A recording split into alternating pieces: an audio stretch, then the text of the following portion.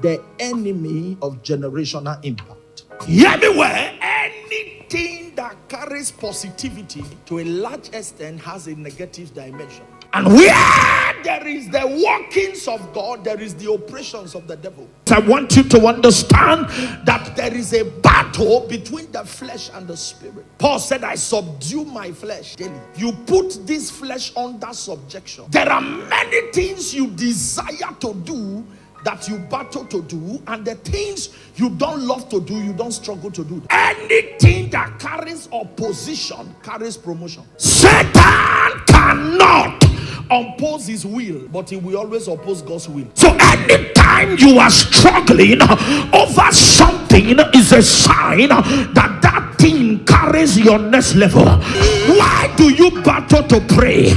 Why do you struggle with your tithe? Why do you struggle with your purity life? Because Satan knows that thing carries your testimony. I came to talk to somebody.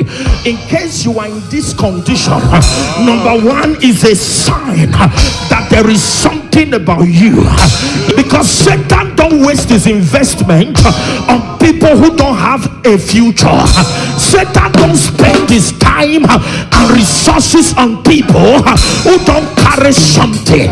Have you ever asked yourself a question? What will a king on the throne be doing with a baby born in the manger? It's not about the baby, it's not about the gender, it's not about the age, it's about the destiny of the child. When you see the devil on your case, it's a sign that you are somebody. I came to prophesy by the end of this encounter, the devil can abort God's agenda.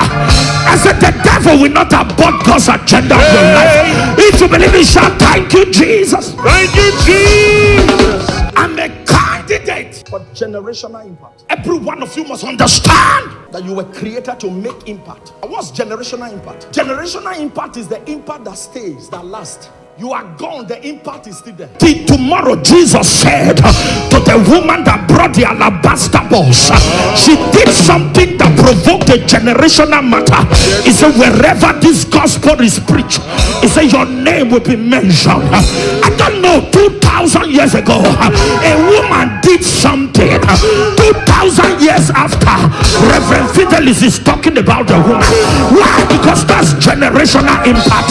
I prophesy God will give you an idea that your fourth generation will live to inherit. God will give you a wisdom that your generation will benefit from. Have you not seen men who reign and there's no continuity in their reign? You are not truly successful until you have a successor. I value David more than Solomon in the school of impact and generational impact, because David handed over the kingdom holistically to Solomon. Solomon handed it over divided. God said, I will divide this temple in the days of your children. I will break it. Why?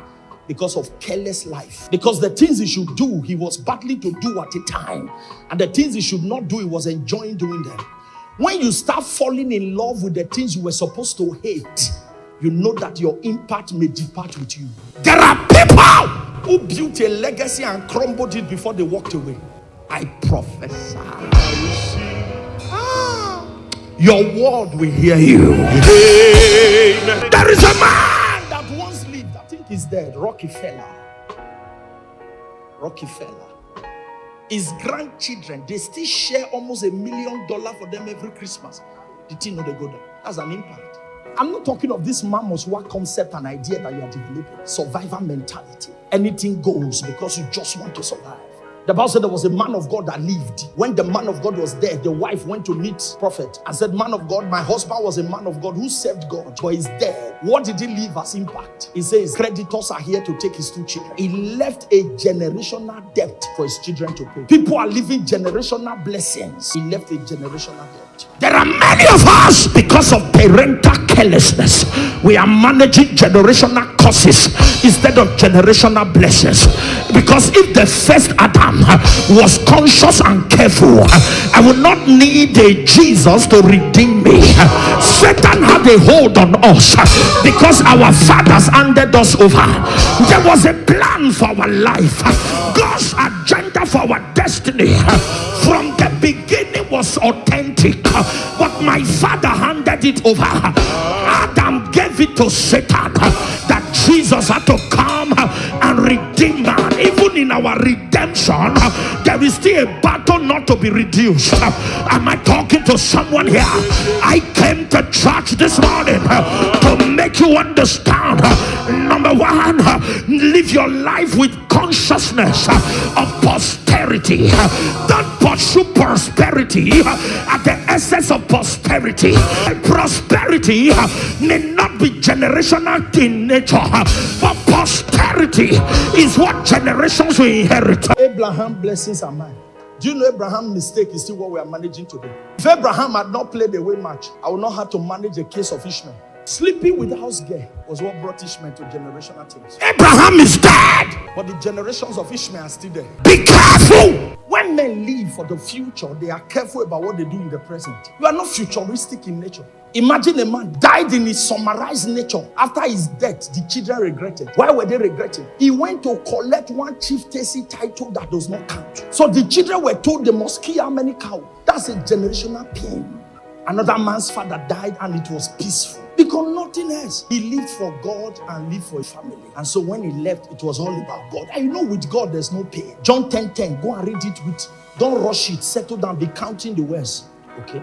Now, if you read John 10:10 with a settle down mentality, you will discover that there's nothing the devil gives you that is free. Because it's either he's stealing something or killing something or eventually will destroy something. Imagine the thing where Bella say they sweet you now I make you know they come out for public because you don't get Bella. But when you they do and the Bella say now you they reign. I don't just live the life I live because of I'm afraid of hell. I live it because I don't want to live hell for my family. When I'm done fulfilling the numbers of my days and I've gone to be with the Lord, if Jesus tarry, there is something I want to live for. I want to live that my children will look at me and they will say, God bless my father.